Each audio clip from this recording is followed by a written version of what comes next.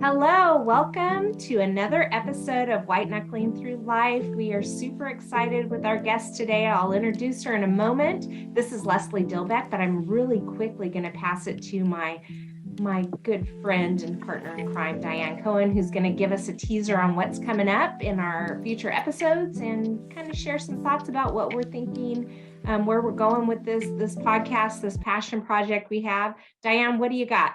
So I'm really excited that the next speaker that we're going to have is going to be somebody with real experience in the neurocognitive treatment. So many people have had some type of injury that has created some type of issue with their brain, and she's going to talk about that. But in addition to that, she's going to talk about all people, every aspect of life. If you're going through some type of trauma in your life, what does it mean to become resilient? Why are some people more resilient than others? Why can some parents deal with their children's condition better than another parent? And so she's going to talk about that and what we can do to help us cope. And I think that's just going to be fascinating because we really want to provide everybody with a skill to help them with what's happening in the future. And then, of course, Leslie and I are always looking for great speakers that can help and share that. We're actually, after our nurse that's going to come on board, we're just going to share a little bit about this podcast and what it means and what impact we have heard it is already having. So let's get to our speaker today. Awesome. Thank you so much. I am very excited for today's episode. We had some scheduling things that we were trying to work out to get Jennifer on. Jennifer is a friend of mine. I've known her for probably over 20 years now, and we met through the insurance industry. And I have talked about in past podcasts about people who are on my list of personal heroes, and this lovely lady, Jennifer, is on that list. There's a few reasons why, but she has quite the story to tell. She is a stroke survivor, and she just is a survivor in general. I've watched her go through healing and recovery, and not just even just surviving now. She's thriving, this lady.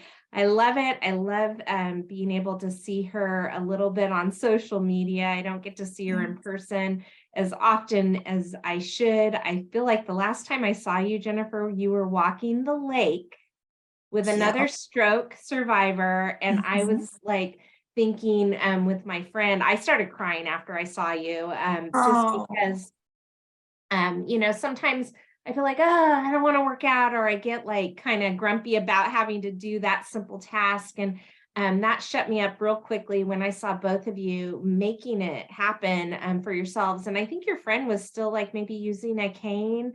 And we have this little lake by my house. Jennifer has since moved out of San Diego, but it's a good little walk. And I told my friend, I said, girl, that lady right there, I was pointing at you, Jennifer. I said, she's one of my personal heroes. And I was telling her your story, and I was telling her about how I went and to your apartment and got some purses you donated for my daughter's sale so that she could go to Africa. I mean, you were still very fragile at that time. And then later on, how I went and did some training for you because you were thinking about getting back into claims and needed the credits. And I was like, sure, I'll go to your apartment and do some training sessions. I have certified. And I think I messed up on that because I just started really diving right in and asking you more about your story. And so that's what we're going to do today is we're going to hear your story.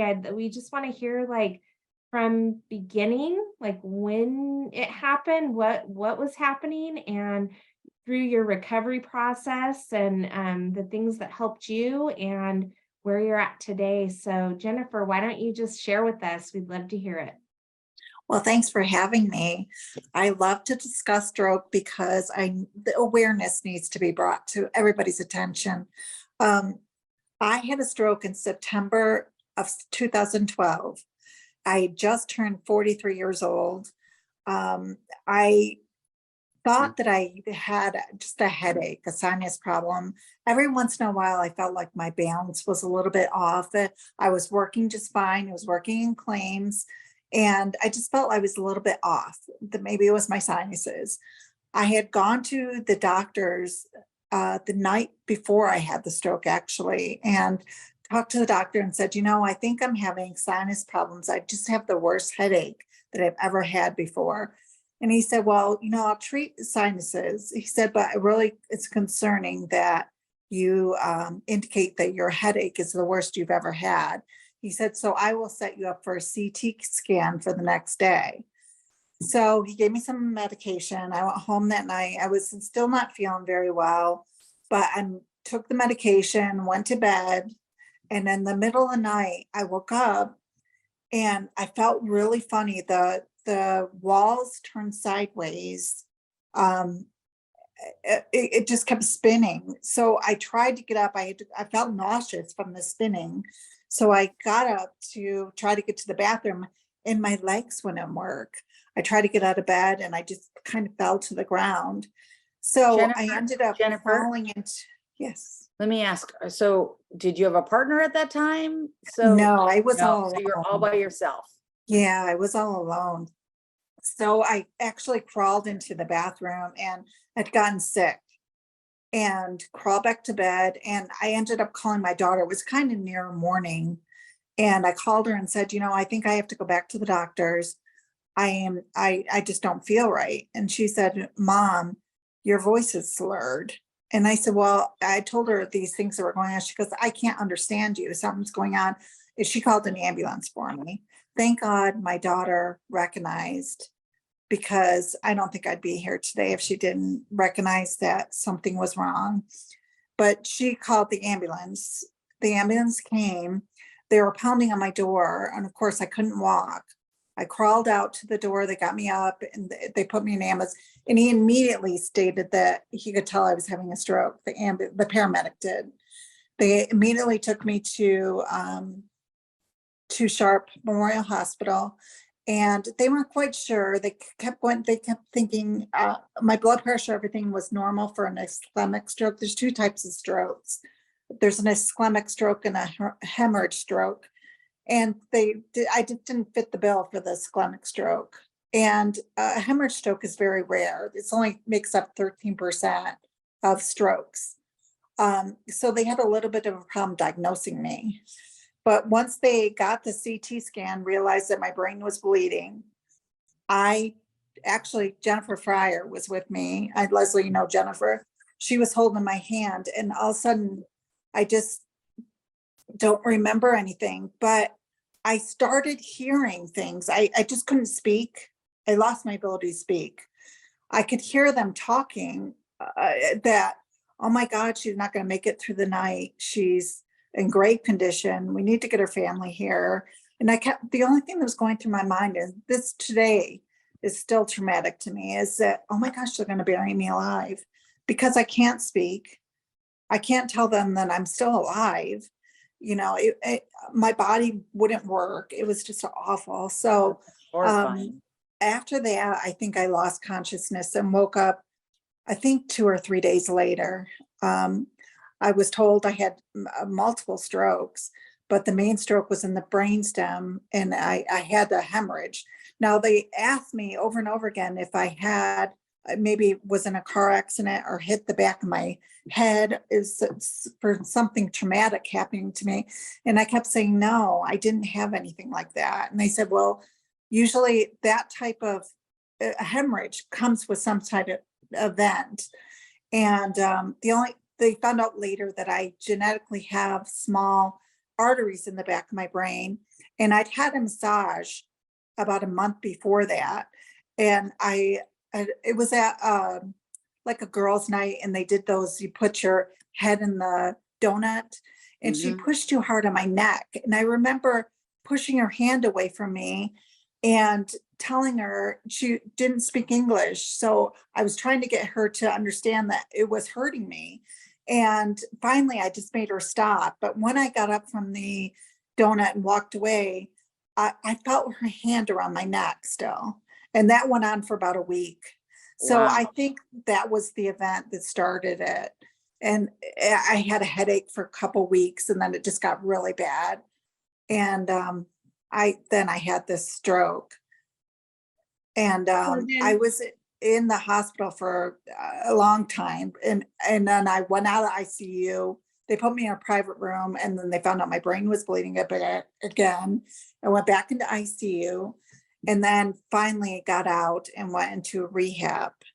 And I spent about a total of 3 months in the hospital for inpatient rehab, along with, the just recovering from the initial stroke. And then this was, 10 years ago. And I got to tell you, it took about 9 years of therapy. I had to learn to speak again. That took a while.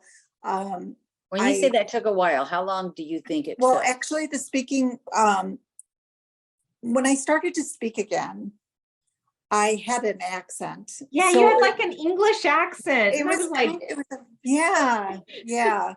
I developed a funny accent. It took about a year to get my normal voice back. For about, I went through speech therapy. My speech came back little by little. I couldn't really say certain things, and I remember them recording me and saying, this is how you sound, which is awful. Nobody likes the way they sound on a recording to begin with, but I That is didn't true. recognize myself, So it took a long time, but about a year. That was about a year, and then I got and then my speech like back. you're walking and you're even like driving, like you were telling me everything. You're like, it's literally everything. Like It was the way you everything. explained it, I was just like, how are you living by yourself? Like you amazed me because you were, I know you had family that would come and whatnot, Yeah. but you were, trying to, you like just took the bull by the horns and were like, I Yeah. don't have a partner, so I have to do this. So Okay, Jennifer, since Yeah. I don't know your story like Leslie Yeah. does and our audience doesn't, can you Yes. tell us, you said you were in the hospital for how long? And then how long were you in the rehab? Okay, I was in the hospital for a total of 3 months, and probably I think about six weeks in the initial part, and then I went into rehab, inpatient rehab.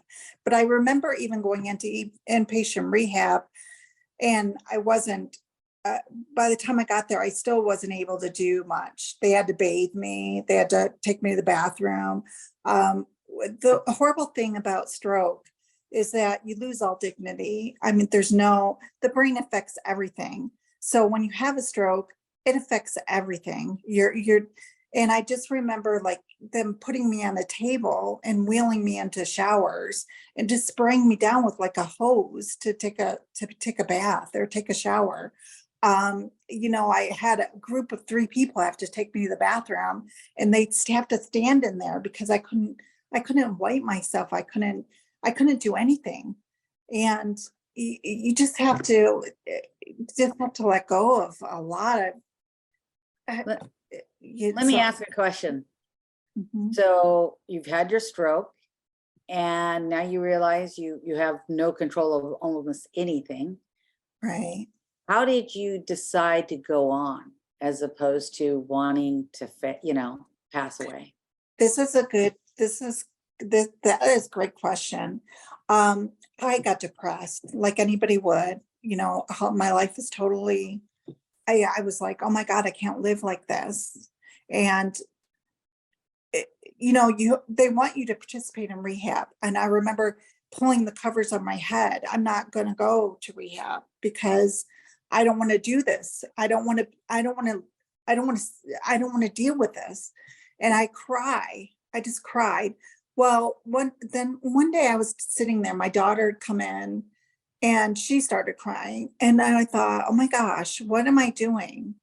And at that point, I realized I had to turn to my faith. And I've gone in and out of faith all my life. But I knew that at that point, I needed to believe in something bigger than myself. I needed to reach for that. And I remember praying to God. I was in rehab and saying, if I'm going to get through this, you need to show me a sign of how I'm going to get through this. And I remember at that moment, I started looking for blessings. My daughter had come in. The nurse had brought me mail that had come from people that I haven't talked to in years that were pulling for me. My family were sending me flowers and gifts. People that I worked with were coming in to see me. I mean, I had all these blessings. The sun was shining. I was in a good room. I had a good roommate. I just had many blessings, but I kept having to search for those. I had to realize that the therapists that I was assigned to were the best therapists that anybody could have, that they were pulling for me. They cared about me. When I wouldn't get out of my bed and just pulled the covers over, they wouldn't leave my side. They pulled up a chair and talked to me for the whole hour therapy was supposed to go, and just talk to me. And I just sit there with covers pulled over my head, and they'd say, you gotta pull something, you can get through this, So you can pull through it. did you have language at that point? I had, I could speak, but not good, not a full sentence. I could speak words. I could try to speak word. My first word, this is kind of funny, but I had this roommate in rehab. I couldn't speak when I first got into rehab, but I had this roommate and she was awful. She was just awful. And I was initially in a room with like 5 people because they were renovating Sharp at the time. And she was just miserable. And I was crying. And she said to a nurse, will you shut her up? Will you make her stop crying? She keeps me up all the time. She's crying all the time. Make her stop. Well, my first word was, you bitch. Oh, wow. I know. And the nurses were like, oh my God, did she say that? I just mustered up the strength. When you're angry, you can do it, but yeah. And, I think the thing is maybe that little bit of anger kind of catapulted you to the point that you were like, oh, I said something. I can say something else, right? That realization that it's not forever. Yeah. It was tough. The things that I couldn't swallow, so I couldn't eat. I lost my ability to speak. I lost the ability to move my right arm. I lost the ability to walk. I lost everything. I felt like I lost everything. And I couldn't feel my right side at all. My face was drooping on the right side. It just seemed like it was everything. It was just everything. And it was a lot of work to get back, but boy, was it. It was everything when it started to come back. It was everything. Little things were everything. The day I was able to pass my swallowing test, you would go into they'd have you eat something, and then they'd have you on a scan, and it would either go to the right or to the left. It would go either the right way or the wrong way. And I'd gone through it like 6 or 7 times, and it would always go the wrong way. And I'd leave like, oh, I can't eat again. I'm never going to be able to eat again. And the time that it went the right way, oh my gosh, it was just, it was like my birthday. Like it was winning great. the lotto. Yeah, it was great. So were you being fed through a feeding tube? Yeah. I was fed through a feeding tube initially. Yeah, feeding tube, yeah. So did you with that, like, did you did you even recognize yourself? Like, no. Yeah. And we all are, vain in a way, and I just remember people would say, they want to come see me, and I'd cry. I'd be like, I don't want to see anybody, and I remember one time I was in rehab, and it was initially when I was there, and somebody from Gallagher Bassett was there visiting a friend of theirs that was in the rehab. And I refused to see any of my friends. Well, at that moment that she came in, I was being taken to the bathroom by 3 people, and I was strapped in a like a wheelchair. They had to strap me in because I would fall out otherwise, because I didn't have the ability to hold myself up. And my face was drooping. I was drooling. It was just, and I locked eye contact with this person. And I just remember feeling ashamed, embarrassed, humiliated, just all these feelings just came. It was horrible. It was just a horrible By feeling. something you had no control over. You know what I None. mean?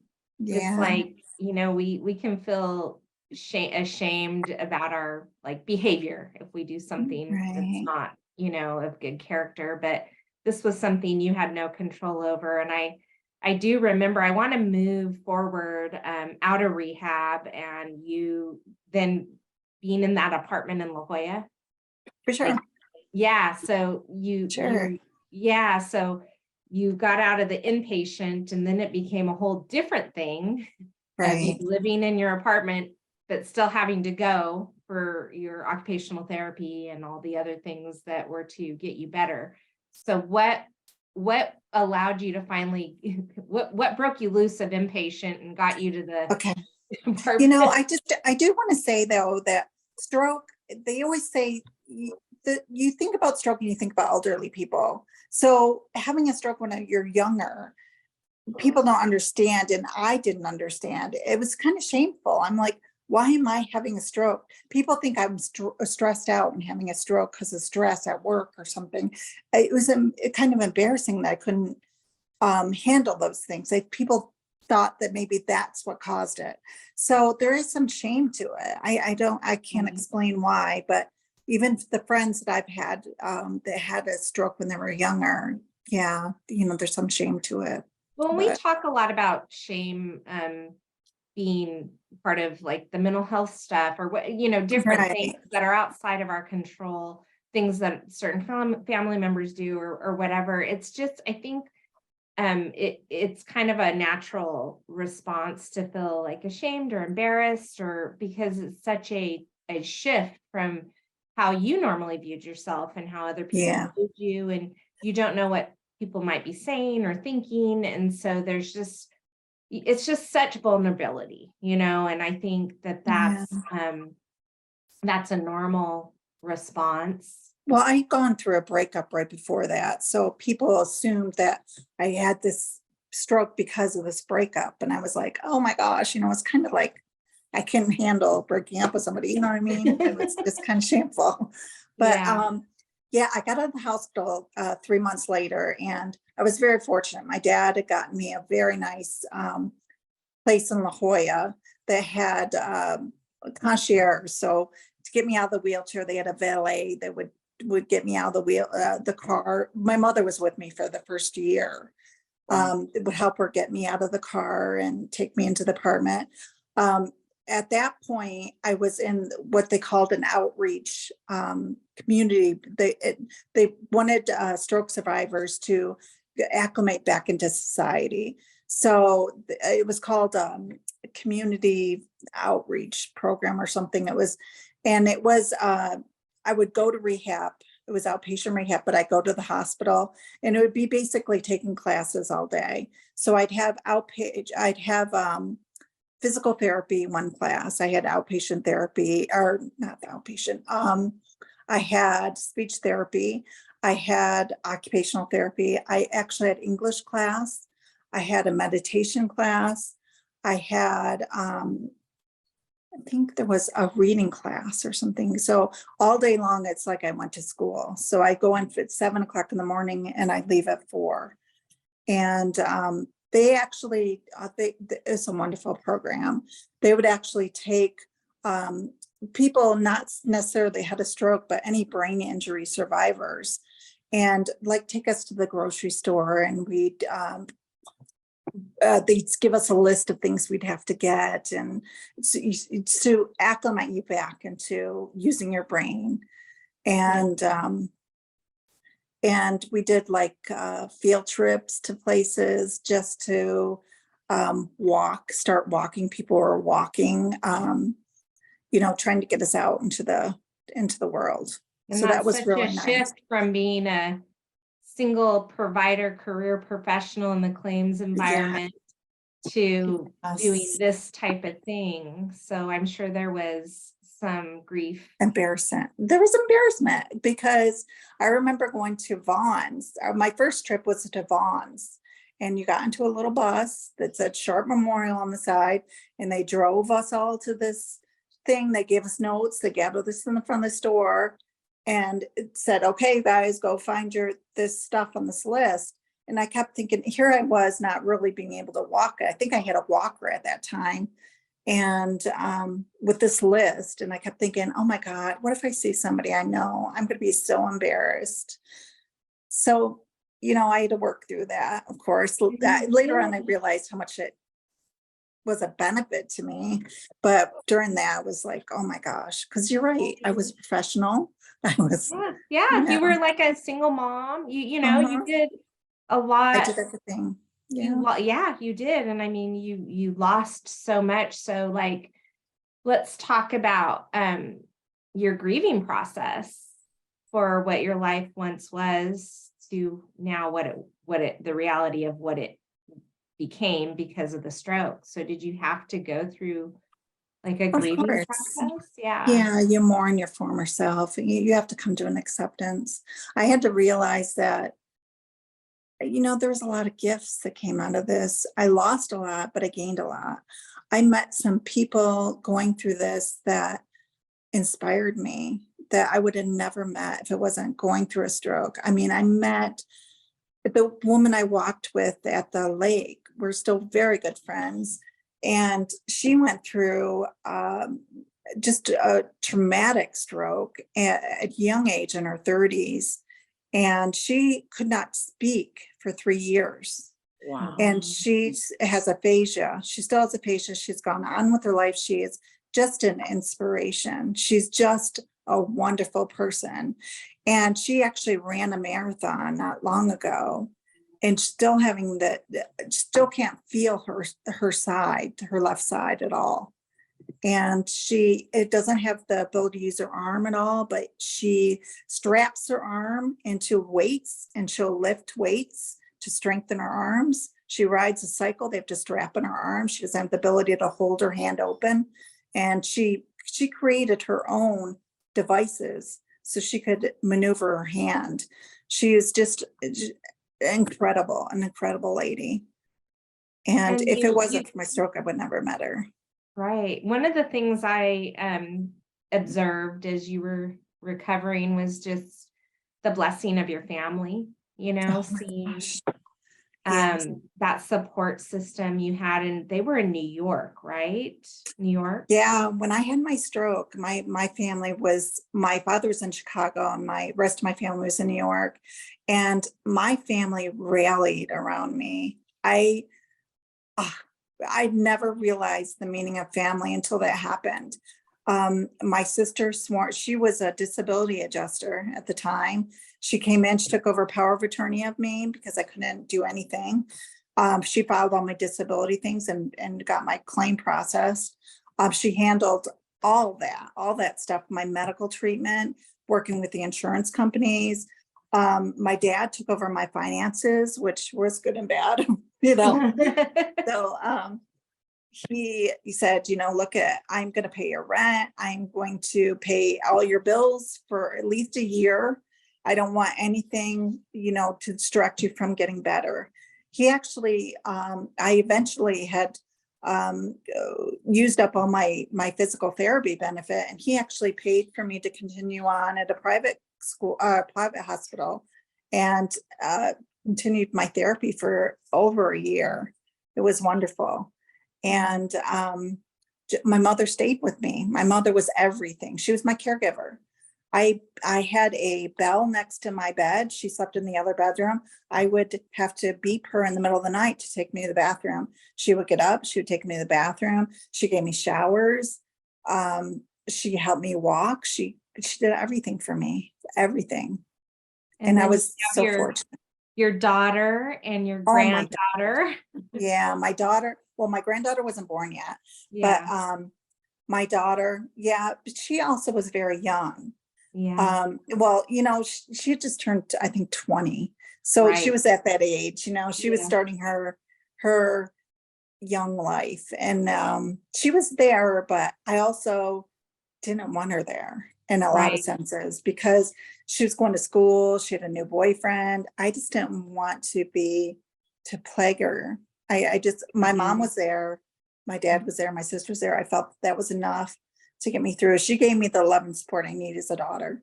Mhm. And she helped me in a lot of ways. Well, she was It's the one been- that got the ambulance there. Well, you know, she saved my life. So that was Yeah, number one. there you go. That was huge. Yes. To recognize, for her to recognize that she said she recognized I was having a stroke by things she read.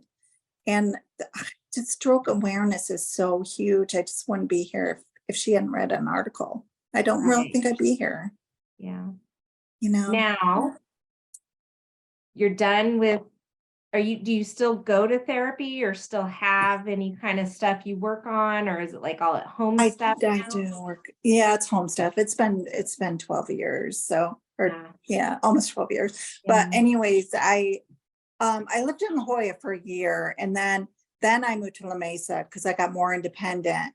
I got a lot back my first year. I killed myself. Honestly, I killed myself. I'd gone through surgery on my arm. I just remember going through, holding the cupboard, the top of the cupboard, screaming in pain, but I wanted my tendons to work again. And I remember doing all sorts of things to try to, Jennifer's mother was across the way in a nursing home, and that was my outing.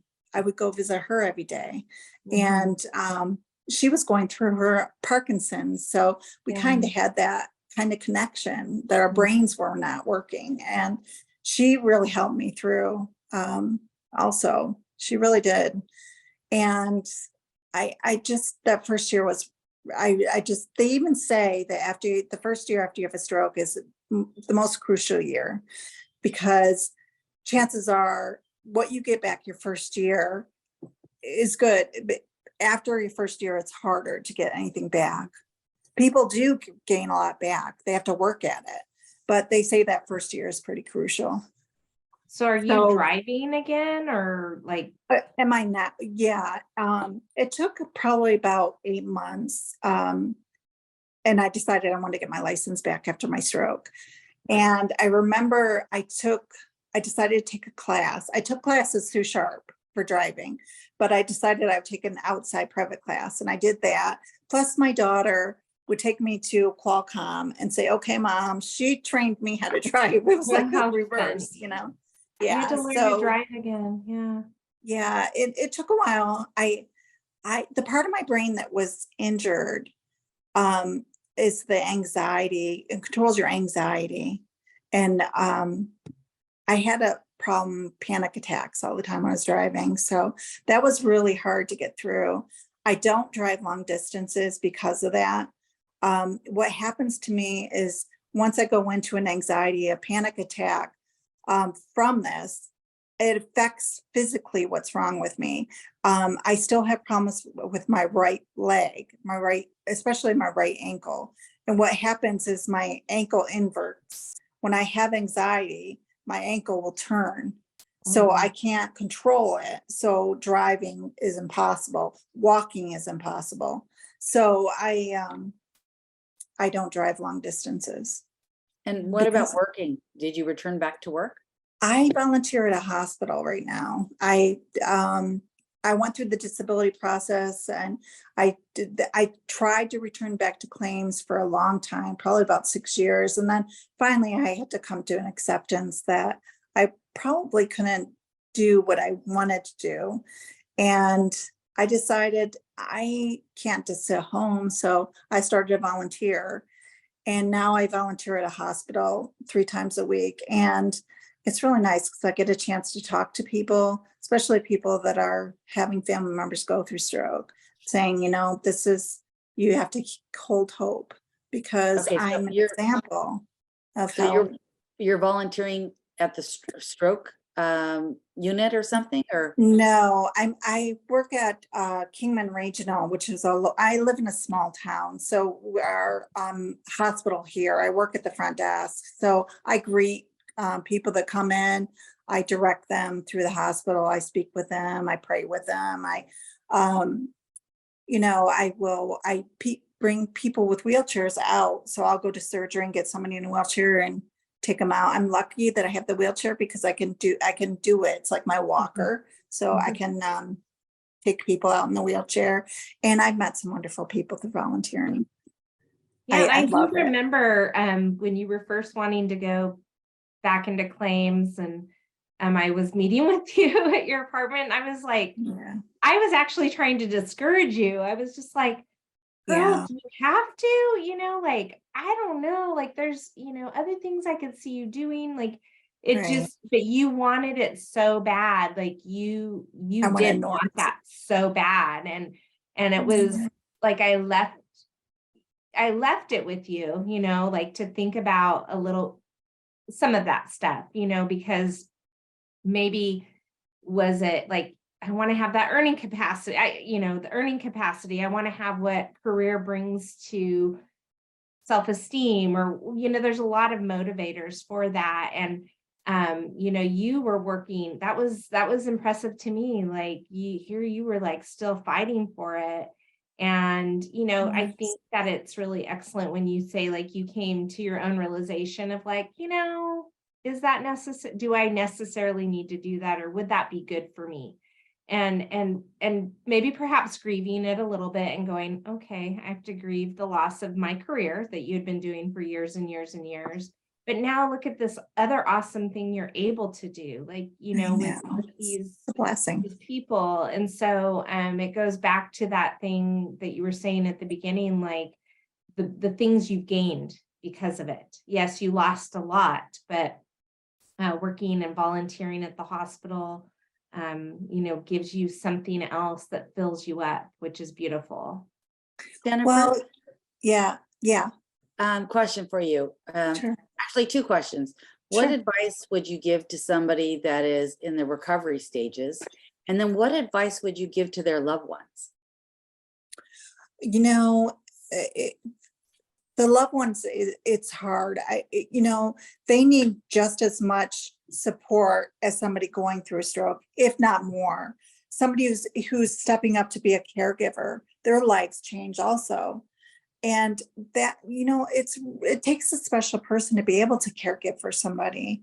And um, I think going through the recovery process for the stroke survivor, they need to look for blessings to get them through, and to keep thinking that they can get better. A big thing for me was reading. I was one of the lucky ones. I got the ability to read right back, and it helped me. I read so many books on stroke, and one of my favorite books was The Stroke of Inspiration, which was about a doctor that had a stroke, and it took about 10 years or so for them to regain back to being able to move forward in their lives. It took about 10 years of therapy, 10 to 20 years, I think. It was a while, but um, it's a very inspiring story. A lot of the stories that are written about stroke from survivors are very inspiring. Never give up. Never give up. When you have so many ups and downs when you're going through this, and just to take a down day. My whole philosophy on that was I would get depressed.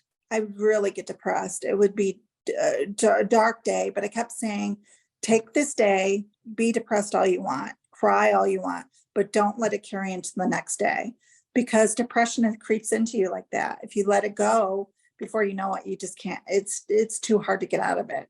So you have to keep going. You have to look for blessings in your life.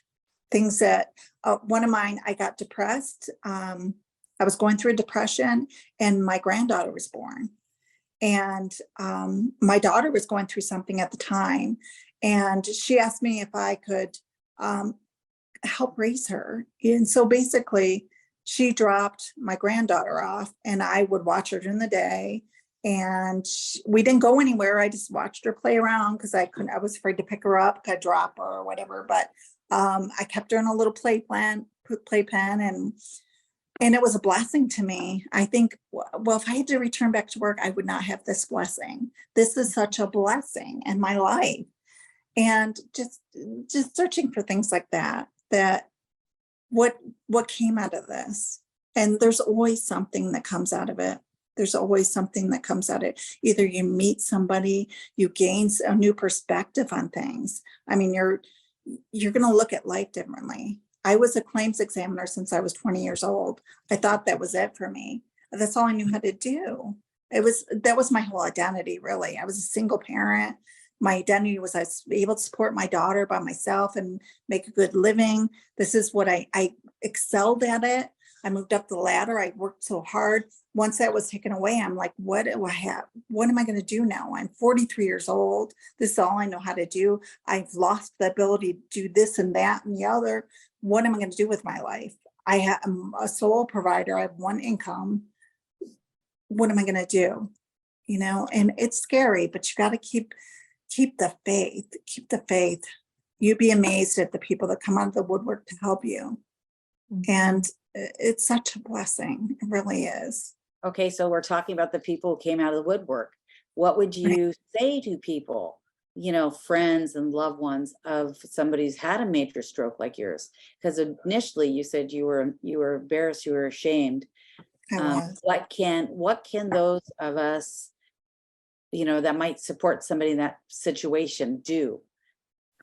You know what? You need to be respectful of that person to go through their journey. What they say, if you are worried about that person, you should talk to either their caregiver or their spouse or something about maybe getting them some help. But it's not your job. The only job you have is as a friend, as a even a family member that's not the caregiver. The caregiver has another role, but is to listen, support, encourage. But it's a borderline. You know, I've had friends that say, "Oh, I'll say, well, I can't walk this length. I can't do it." Oh, yes, you can. You're going to do it. Well, there's a border there. I mean, that's pushing somebody beyond their limits. So you got to be careful and to kind of stay in your lane, because you don't want that person getting discouraged, that they feel that you can do that walk and you're just not doing it because you're either lazy or you don't want to push yourself. And then you have a whole nother mindset. The person has a whole nother mindset, thinking, getting discouraged, that you're just not going to get through this, that I don't have. A lot of friends will come to me and say, I don't know how you did this because I couldn't do this. I don't have it in me to do this. And I think to myself, that is not true. Everybody has it in you to move forward. You have no choice. You can either stop living, you know, or you can push forward and get as much back as you can and live your life the best you can. You have one life. You gotta push forward. You gotta live your life. And I have a lot of friends that had the stroke young and that have given up. They are so negative, and every day it's a complaint. Oh my God, I lost this, and nobody knows, nobody understands, and they're stuck in the negative. There's nobody can get them out of that negative. And they put limitations on themselves that they don't really need to. And, you know, and then I have other ones that have just, their lives are, they have so many deficits, but you would not know it. The way they're living their life is, you know, you just want to know it. So Jennifer, have you always been a half full or a half empty person? I don't know. I guess that's a hard one. I think at times both, you know, throughout my life. Yeah. Yeah. I would imagine during those days when you were half full, that was really helpful. And I know, Yeah. I heard the Jeremy Renner story, and definitely a half full kind of guy. And You know what? I he's just going watched through. that this morning, and it was incredible. It was just incredible. Story's incredible. Mindset kind of can define so much. And I wanted to just kind of go back real quick to what people can do to support you, support somebody who's going through something similar, even if it's Right. a stroke or something else. One of the things I really appreciated hearing you say that maybe got you going without you having to see people face to face was like the fact that people wrote you cards and letters, and you know, like something like that is just like such a small gesture that you don't, as the sender, get to see the like outcome like face to face. But I think something like that is just really great, even if it's just a text message without any expectation of a response. Right. Just giving that kind of, gift to somebody in that way without it being, too much pressure, or, like even when my daughter was in the hospital, the mental health facility, she didn't want people to come see her. And I respected that, to a certain extent. She did let her one best friend go see her, but it was more, the fact that people sent her cards or notes and whatnot, and I'd take them in, and that was just something that was of great value to her, because she got the benefit of getting those positive, messages without having to be so vulnerable in the state that she was, for people to see her and feel, like embarrassed or whatever. So I think that's Yeah. another good option. So tell me where you're at today. Remember when we talked in La Mesa, I was like, will you ever date again? And you were like, I don't know what this. So can you tell people, like, that Yeah. piece of it becomes whole for some as Yeah. well? So what's Yeah. that about? After I had my stroke, I didn't know if I was going to date again. It's hard because, in reality, you don't feel whole. I kept saying, I want to before I start dating again, I want to get this back, get this back. And then eventually I was like, okay, I'm still the same person. I'm still the same person. And I had to put myself out there. And I met somebody about a little over a year ago, and we're getting married in July. Oh, fantastic. Yeah, I'm very happy. Very happy. Yeah, life I is can good. tell. Life is good. I'm very happy for you, and Thank you. you've been such an inspiration. And I do want to give you this platform to mention the signs to look for in stroke. Yeah, Just yeah, whenever we can put it out there, like your daughter read that article and noticed right. immediately. So I'm going to let you do that, and then we're going to wrap it up. Okay, thank you for that, because I do want to bring attention to this. Anyways, next month is Stroke Awareness Month, so this is perfect. Um, Stroke, first of all, there's two types of strokes: ischemic hemorrhage, and they have different signs. But be fast is what you need to look for. You're looking for somebody that has balance, that maybe has they say they have a headache. That's with dizziness, they have blurred vision. That your B would be balance in your eyes. Fast is your face drooping. You're having arm weakness is the A. Speech difficulties is the S. And time is of the essence. They do state that if you get help for a stroke within the first 3 hours, your disability is significantly less. They say that right now statistics show that you may have less than 3 months disability if you get it within 3 hours. So your brain cells are dying quickly. To recognize somebody that's having a stroke, or to voice that you're having a stroke, they're finding out more strokes in younger people, because in the lifestyle where, when you're younger, you're a professional, you're working a lot of long hours, you're sedentary. You may not have that physical exercise. You may not eating right. You're not exercising. Your cholesterol, blood pressure might be off. Those are all things that can lead to stroke. And the stroke statistics show they're going up in younger people. So you have to be mindful of everything. And stroke is number 5 in the world for death. And of course, that goes hand in hand with heart disease, cardiovascular disease. I think it's really important that you pay attention to these now. Statistics go up when you hit the age of 74. 1 out of every 4 people will have a stroke in their lifetime. That goes up significantly. If you've had one, you may have another one. Just be aware. Just be aware. Be aware. And everything's on the internet. Be fast. Fast is another one. Just be aware.